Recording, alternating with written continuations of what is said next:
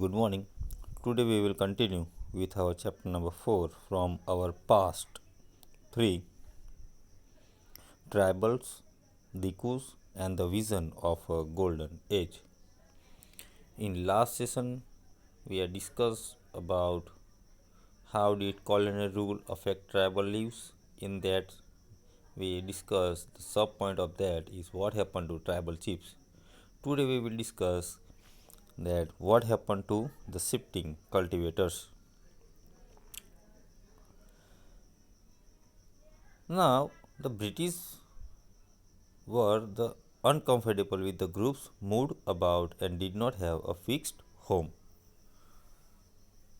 So, Britishers are uncomfortable with the groups who moved about and did not have fixed home. Why?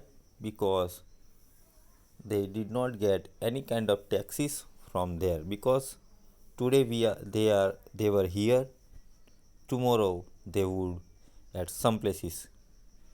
So they wanted that tribal groups to settle down and become peasant cultivators. They need cultivators for them. Britishers were think or thought about themselves only.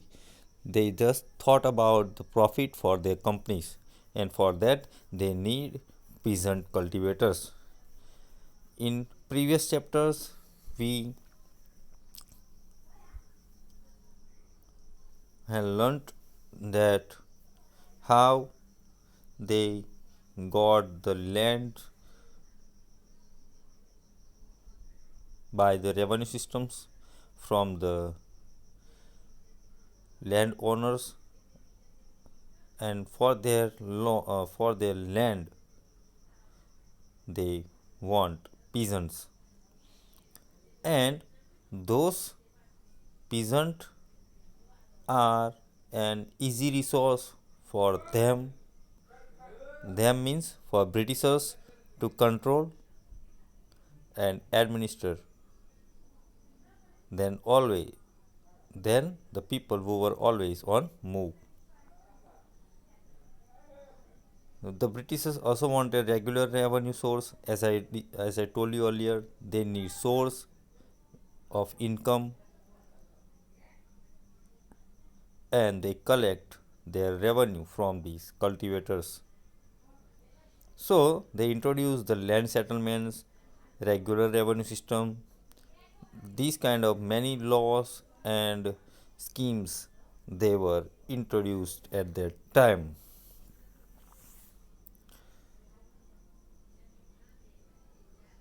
The British effort to settle Zoom cultivators was not very successful.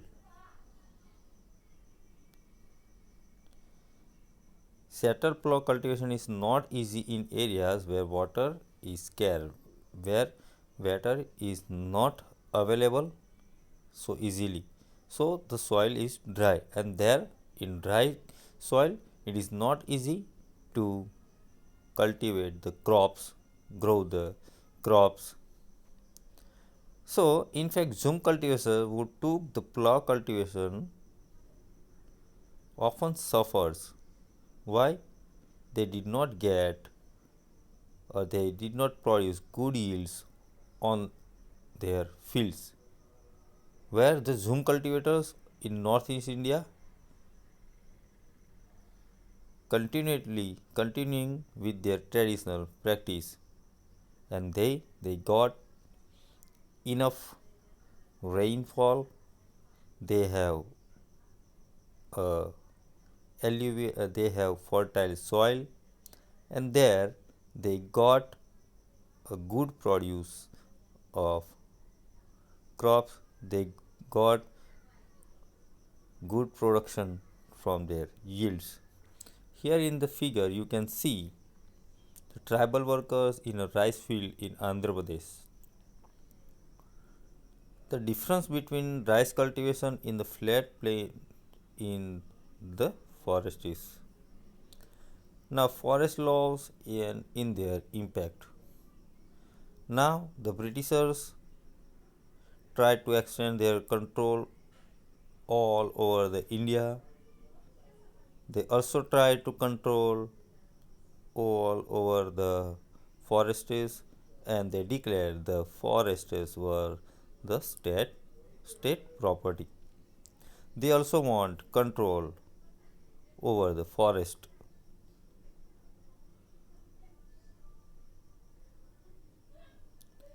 Some forests were classified as reserved forests for their produced timber which British wanted. For example, sandalwoods, then they want many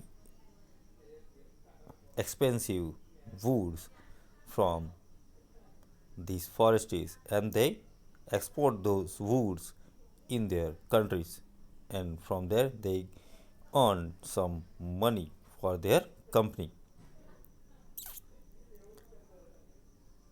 In these forests, people were not allowed to move freely, practice zoom cultivation, collect fruits, or hunt animals. According to the forest law, these zoom cultivators are not, or they are abide by the laws. For those people who are following the zoom cultivation, forest is the main source for them. So the Britishers are very much strict, or they are very much strict to their law. But once the British stopped the tribal people from the living inside forests, they faced the problem. Colonial officials came up with the solutions. They decided that they would give zoom cultivators small patches of land in the forests and allow them to cultivate this on condition that those who lived in the villages would have to provide labor to the forest department, which the department which works by the side of British colony. So, in many regions, the forest department established forest villages to ensure a regular supply of cheap laborers.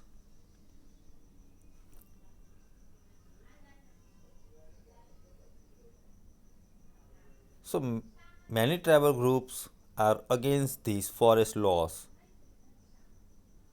They are not obeying these new rules which is imposed on them, and as a result, the revolt of Songram Sangama in 1906 in Assam and the forest satyagraha of 1930 in the central provinces were taken place. Now the problem with trade.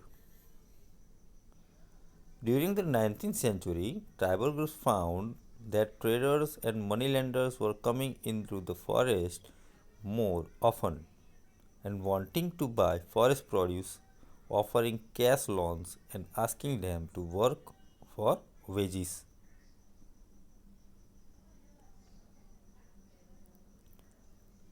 So, the tribal people did not understand that why the moneylenders and these traders came to the forest.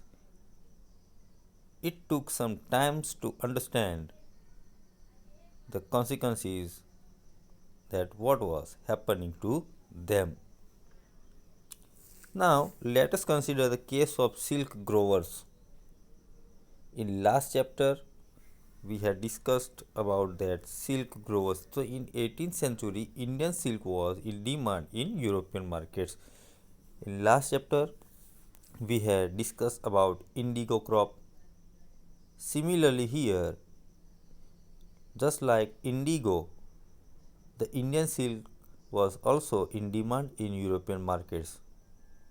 The fine quality of Indian silk was highly valued, and export from India increased. Officials tried to encourage silk production to meet growing demand. Hazaribagh, which is present day in Jharkhand, was an area where the Santals reared cocoons. The traders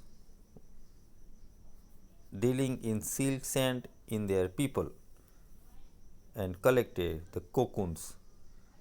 The growers were paid to rupees 3 to 4 for 1,000 cocoons.